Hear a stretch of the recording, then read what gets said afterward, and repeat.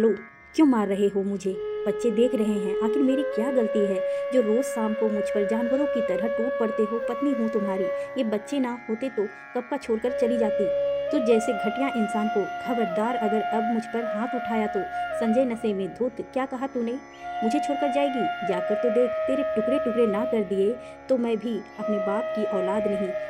शालू, किस बाप की बात कर रहा है तू? वही जिसने तेरी बीवी पर गलत नजर डाली थी। अगर उस दिन बुआ जी नहीं आती तो शायद आज मेरी इज्जत लूट चुकी होती। सालू कांपते हुए अपने आंसू पोंछते हुए बोली, तुझे तो कुछ होश रहता ही नहीं है। नशे में धुत कोई बीवी की इज्जत लूटे, बच्चों को उठा ले जाए, तुझे किसी बात से मतलब नहीं। संजय, ज्यादा जवान चलाने लगी है तेरी, लगता है अभी और इनाम चाहती है। संजय सालू पर बेल्टों से प्रहार करता रहा। शालू की चीखें बाहर तक सुनाई देती थी, पर मजाल है कोई उसे बचाने वाला पैदा हुआ हो। आज तक सब जानते थे ये ड्रामा तो रोज होता है इनके घर। एक बार आए थे बगल वाले घर के शर्मा जी सालू को बचाने, उन पर भी संजय ने डंडे से प्रहार कर दिया था। उस दिन के बाद लोगों ने ध्यान देना ही बंद कर दिया। बेचारी सालू के पिताजी बंटवारे थे, बड़े अरमानों ने बेटियों को संजय के घर बिहाया था। संजय प्रॉपर्टी डीलर था, जमीन जायदाद सब कुछ सही था। सालू पढ़ी लिखी बला की खूबसूरत थी, अपने सपनों के राजकुमार के रूप में जब संजय को देखा तो अपनी किस्मत पर नाच करती थी। संजय भी सालू पर जान छिड़कता था, हर ख्वाहिश पूरी करता था सालू की। घर में ससुर, संजय और सालू तीन ही लोग थे। ससुर जी का स्वभाव शुरू से ही सालू को थोड़ा अजीब लगता था, पर संजय समझता देता था, तुम्हें भ्रम है, पापा ऐसे नहीं है। ईश्वर ने विवाह के 1 साल बाद ही उसे अनुज के रूप में एक प्यारा सा बेटा दे दिया। संजय पहले से भी ज़्यादा ख्याल रखने लगा था। सालू का बेटा तो उसकी जान था। कहते हैं ना, सभी के दिन एक से नहीं रहते। संजय अच्छा पैसा कमाने लगा था, उसे शराब पीने, जुआ खेलने की आदत पड़ने लगी थी। यहाँ तक दूसरी औरतों के साथ भी रंगनियाँ मनाने लगा था, जिस कारण धीरे धीरे घर की आर्थिक स्थिति बिगड़ते चली गई। बच्चे भी हाई फाई कॉन्वेंट स्कूल से गली के छोटे से स्कूल में आ गए थे। संजय सब कुछ जुए में हारता चला गया रहा, घर भी गिरवी हो गया था। आए दिन सालू को नशे में मारना पीटना गालियां देना उसकी रोज की दिनचर्या में शामिल हो गया। 1 साल बाद सालू के मना करने के बाद भी चुड़वी का आगमन हुआ बेटी के रूप में।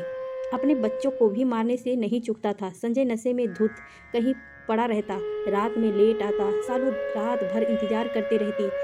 भारतीय पत्नी जो ठहरी, पति कितना भी अत्याचार कर ले, पति धर्म तो पूरे दिल से निभाती है अपनी हमारी भारतीय महिलाएं। सालू के मन में कई बार आत्महत्या के ख्याल भी आए, तलाक देने का भी सोचती रही, पर अपने बच्चों की तरफ देखती तो उन्हें सीने से लगा लेती और अपना फैसला बदल देती। ससुर भी गलत निगाह रखता था सालू पर। एक दिन तो सालू को अकेला पाकर उसकी इज्जत लूटने उसके कमरे में आ धमका। सालू ने खुद को बचाने की बहुत कोशिश की, खूब चिल्लाई, पर कोई उसकी आवाज़ सुनने वाला नहीं था। ईश्वर को उस पर दया आ गई। उसकी बुआ सास का अचानक से घर में आगमन हुआ। सालू उससे लिपट कर रोने लगी। बुआ जी ने संजय से कहा, अब मेरी बहू यहाँ नहीं रहेगी। अगर तू उसे किराए के घर में ले जाने में सक्षम है तो बता, नहीं तो ये मेरी बहू है, मेरे घर रहेगी। संजय बुआ जी की इज्जत करता था। सालू और बच्चों को लेकर किराए पर रहने लगा, पर उसके स्वभाव में कोई परिवर्तन नहीं आया। सालू बहुत ही हिम्मत वाली और समझदार पत्नी थी। उसने संजय को फिर से पहले वाला संजय बनाने का ठान लिया। फिर क्या था, सुबह से तैयार होकर सालू नौकरी पर जाने लगी, रात को लेट आती। कुछ दिन तो संजय को इस बात से कोई फर्क नहीं पड़ा, पर एक दिन एक आदमी संजय के घर आया। कहता, भाई कितना लोगों भाभी को एक रात देने का, जब निकलती है सज धज के तो सच बताओ मन करता है उठा ले जाऊं। संजय के तन बदन में आग लग गई। उस आदमी को मार मार कर अधमरा करके और बोला, खबरदार मेरी बीवी को गलत नज़र से देखा तो अब की बार जान नहीं ले ली, अगली बार ऊपर ही नजर आएगा, समझा क्या। उस दिन संजय ने बहुत शराब पी, गिरता हुआ सालू के पास आया। उसे मारने के लिए बेल्ट उठाई थी कि सालू के गालों आंखों उसके शरीर पर आज इतने दिनों बाद उसकी नज़र गई। आंखें बिल्कुल धंस चुकी थी, जिन गालों पर वो प्यार का चुंबन अंकित करता था उस पर हाथों और बेल्टों के लाल नीले निशान पड़े हुए थे। सालू का शरीर एक 60 साल की वृद्धा की तरह लग रहा था। आज उसे संजय जोर जोर से अपना माथा पटक कर रोने लगा। सालू से भी नहीं रहा गया। उसका चेहरा ऊपर करके उसके सीने से लग गई। संजय, सालू, मैं बहुत नीच आदमी हूँ। मैंने अपनी इतनी भोली सुंदर, मुझे टूटकर चाहने वाली बीवी का क्या हाल कर दिया है। मैं तुम्हारी नज़रों में एक बहुत बुरा आदमी हूँ ना सालू। मैंने तुम्हें बहुत दुख दिए हैं, तुम्हारी बहुत बेइज्जती की। मैं तुम्हारी माफ़ी की काबिल नहीं। तुम मुझे छोड़कर जाना चाहती थी ना, चली जाओ, पर मैं तुम्हारे बिना नहीं जी पाऊँगा। खुद को भी खत्म कर लूँगी। संजय चाकू लेकर खुद की नस काटने लगा।